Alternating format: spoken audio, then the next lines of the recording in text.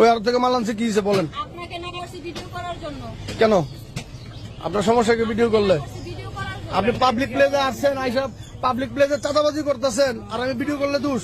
আমি যদি চাঁদাবাজ হয়ে থাকি তো এটা চাঁদাবাজি না? আপনি ব্যাংক গাড়ি থেকে 100 টাকা আনলেন কেন? কেন করতেছেন? আপনি ব্যাংক গাড়ি থেকে 100 টাকা আনলেন কেন? আপনি ভিডিও কেন করতেছেন? এই যে মহিলাটা দেখেন, রিক্সা দিয়ে আসছে, আইসা ব্যাংক গাড়ি তরমুজের দোকানের সামনে নামছে।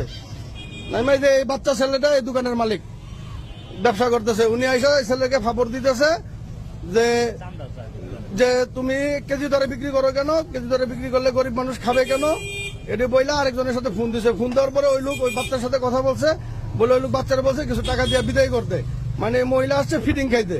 অলরেডি আমাদের কাছে খবর পাইছি, এই যে আমাদের থেকে প্রায় 100 গজ দূরে এক দোকান থেকে উনি 100 টাকা আনছে।